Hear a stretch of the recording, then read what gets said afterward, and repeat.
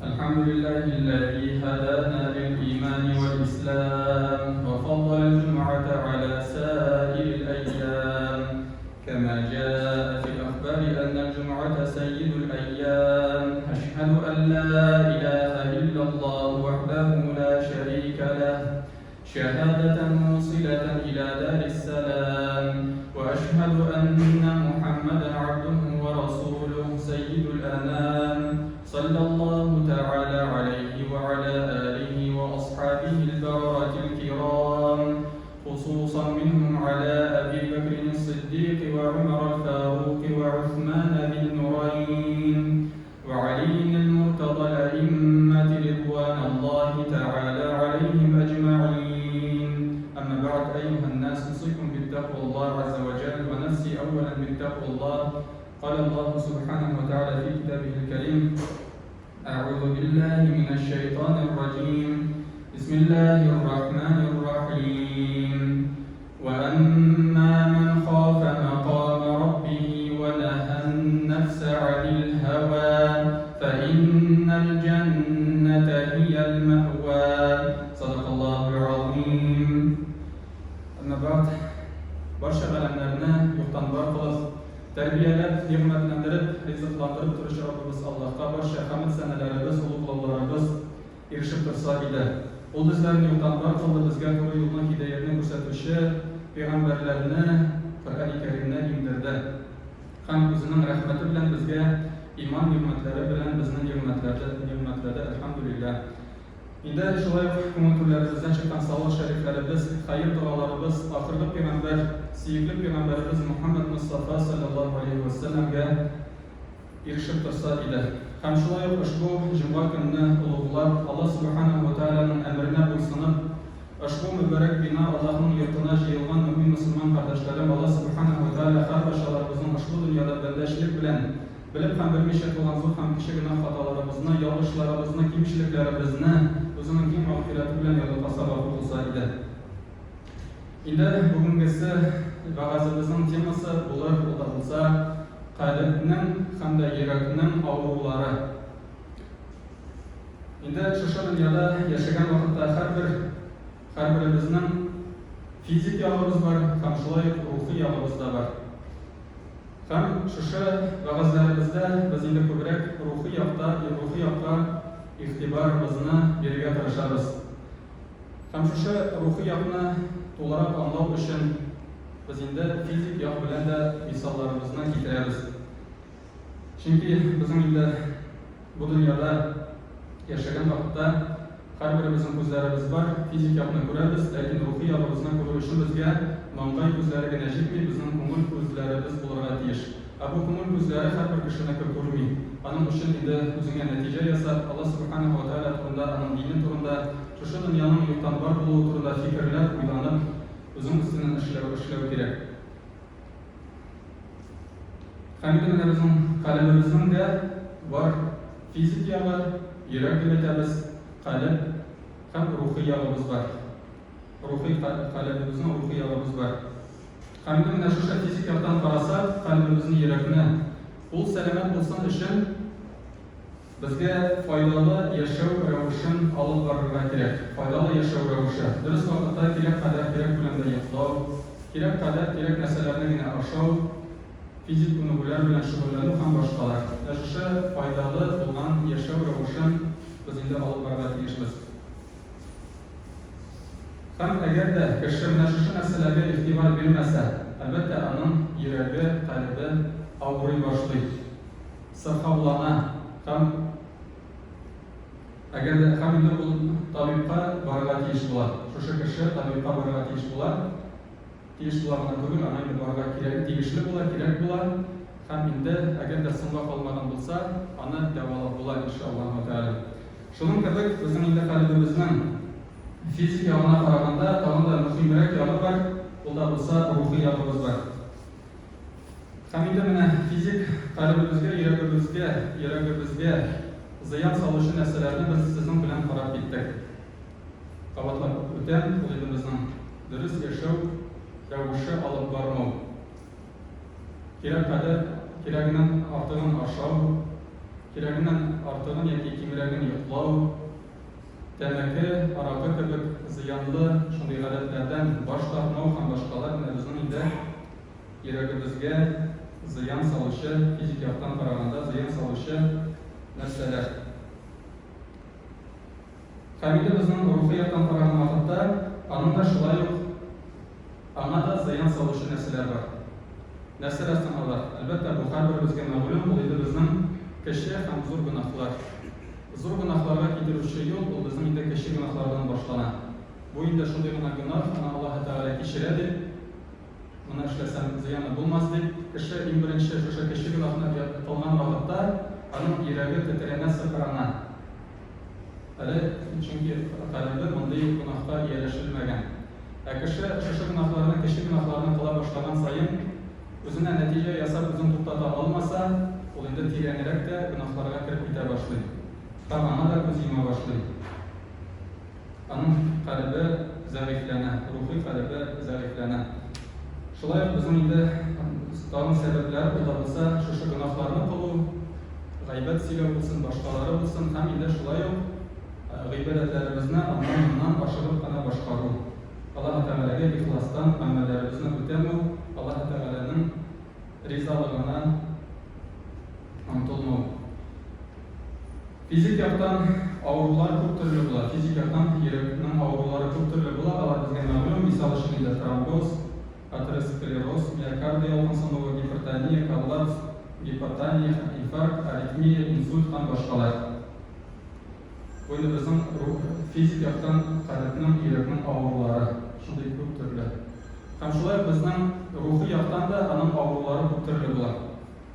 Мисал өчен көнчелек, хөсетлек, гыҗеблек, дорфалык, тупаслык, тәкәбберлек, икейөзлелек, саранлык һәм башкалар. Булар бөтенесе дә безнең инде калбыбыз белән бәйле булган, рухи калбыбыз белән бәйле булган шундый ширләр, шундый зәгыйфлекләр. Менә бу физик яктан авыру кешене без күрә алабыз. Ул әкрен-әкрен генә атлый, хәлсезлеге аның күренә, аның хәлсезлеге тышка чыккан. Без аны маңгай күзләребез белән күрә алабыз. Ләкин менә рухи яктан авыру булган, рухи яктан калбы зәгыйф булган кешене без күрә алмаска мөмкин. Чөнки кеше тыштан тәкъва булып йөрергә мөмкин, тыштан тәкъва булып кыланырга мөмкин. Эчтән инде аның йөрәге хөсетлек белән, гыҗеблек белән, тәкәбберлек белән һәм башкалар белән тулган булырга мөмкин. Моның өчен инде кеше, һәрбер кеше үзенә нәтиҗә ясап, үзе шундый әйтик диагноз куеп, үзенең өстеннән эшли белергә тиеш. Ничек итеп соң без үзебезгә шундый нәтиҗә ясый алабыз? Моның өчен безгә, ягъни ничек итеп без үзебезгә шундый диагнозны куя алабыз рухи калбыбызга? Әгәр дә кеше гайбәт сүзләре сөйләсә яки тыңласа һәм аның калбы борчылмаса, гайбәт сүзләре ишетә, гайбәт сүзләре сөйли, аның йөрәге борчылмый. Ярамаган нәрсәләргә карый, йөрәге борчылмый, кешеләргә мәрхәмәтле булмый, изгелеккә омтылмый, күңеле омтылмый, гамәл гыйбадәт кылган вакытта ашык-кошык кына үти, ягъни ихлассыз, хушуклыксыз гына үти торган булса, гөнаһлардан тыела алмый торган булса, бу инде безнең шушы рухи калбыбызның инде аны дәваларга вакыт икәнен турында сөйли. Бу очракта безгә инде әлбәттә табибка мөрәҗәгать итәргә түгел, үзебезнең бәлки тәкъвалы кардәшләребезгә, бәлки тәкъвалы гыйлемле мөгаллимебезгә, остазларыбызга барып, аның киңәшләренә колак салырга кирәк булачак, иншаллаһ тәгалә. Менә бу инде безнең булды рухи яктан авыру кешеләрнең сыйфатлары, аларның турында сөйләшеп киттек. Рухи яктан сәламәт каләмле кешенең сыйфатлары нинди икән соң? Шушы рухи яктан сәламәт кеше нинди сыйфатларга ия икән соң? Моның турында бер аятны гына китереп бирәсем килә. Аллаһ Субханаһу ва Тәгалә әйтә, бу Әл-Анфал сүрәсенең 2нче аяты. Бисмиллаһир-рахманир-рахим. Иннамал муъминуна аллазина иза зукираллаһу ваҗилат кулубуһум ва иза тулiyat алейһим аятуһу زادتهم إيمانا وعلى ربهم يتوكلون. صدق الله العظيم. إنما المؤمنون الذين إذا ذكر الله, дөреслеккә мөэминнәр алар шулар, кайсылары Allah Teala'nı iske alsalar, iske alar yanında Allah Teala iske alınsa, veciyat kulubuhum, Allah'ın yürekleri titrene, Allah korkup kalalar, Allah Teala'nın büyüklüğünden korkup kalalar, ana takva bulalar. Ve izâ tuliyet aleyhim âyâtuhu, hem eğer de Allah Teala'nın ayetleri Kur'an-ı Kerim okulatman bulsa, zâdethum imâna, Allah'ın imanları kişiye, ve alâ rabbihim yetevekkelûn, hem Allah Teala'ya tevekkül kılışırlar. Allah Teala'ya tevekkül kılışırlar. Hem Allah Teala şu ayetin devamı 5. ayet. Bismillahirrahmanirrahim. Ellezîne yuqîmûne's-salâte ve mimmâ razaqnâhum yunfikûn. Sadakallahu azîm. Ellezîne yuqîmûne's-salâte, hem qaysaları namazlarını kılgızalar ve mimmâ razaqnâhum yunfikûn, hem biz Allah'a bergen nimetlerden, rizıklardan ülüş çıkarırlar. Mine bular binde şın, mine şuşular binde iman getirişçiler, şın müminler. Mine şuşu derecelerge erişu için biz her birimiz inde özümüzün üstümüzden işlerge tiyişbiz. Bu dünyada yaşayan vakitte özümüzge hesap kılırga gerek, her bir kişi günahlı hatalı, günahlarına lakin biz isen vakitte ruhumuz boğazımızda gelip erişkençe, canımız tenimizden ayrılgançığa kadar bizim mümkünçülüğümüz var. Özümüzün üstümüzden uylanıp, fikirlenip, doğru yoluna Allah Teala'dan sırap, hidayetke kündürüğünü sırap, inde doğru yollarına unutularga her birimizin mümkünçülüklerimiz var. Hem bu şundan da zor derece. Bu derece turunda Allah Teala Kur'an-ı Kerim'deydi. Bismillahirrahmanirrahim. وَأَمَّا مَنْ خَافَ مَقَامَ رَبِّهِ وَنَهَى النَّفْسَ عَنِ الْهَوَى فَإِنَّ الْجَنَّةَ هِيَ الْمَأْوَى. Sadakallahu azîm. Buyuruzun El-Zariyat suresinde getirilen وَأَمَّا مَنْ خَافَ مَقَامَ رَبِّهِ, kim Allah Teala karşında basıp durulan korksa, Allah Teala karşına basasın günden korksa, وَنَهَى النَّفْسَ عَنِ الْهَوَى, hem özünün nefsisin türlü şu dünyanın kızıklaşlarından, lezzetlerinden terbiyeli bilse, çitleştire alsa, فَاِنَّ الْجَنَّةَ هِيَ الْمَأْوَى, onun uğruna şınlıkta, dürüstlükte, onun uğruna cennette bulaşar. Cennette erişu için bizge inde Allah Teala'nın rizalığına umtulu, onun rizalığını kazanırga tırışıp gerek.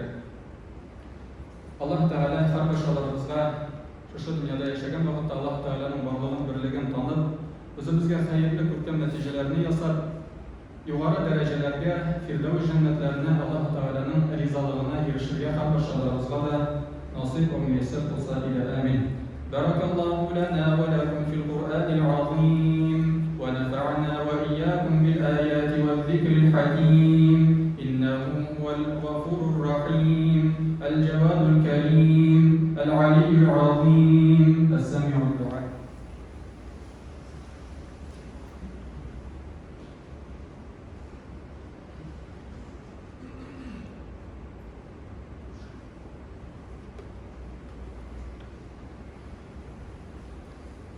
الحمد لله نحمده ونستعينه ونستغفره ونتوكل عليه ونعوذ بالله من شرور أنفسنا ومن سيئات أعمالنا.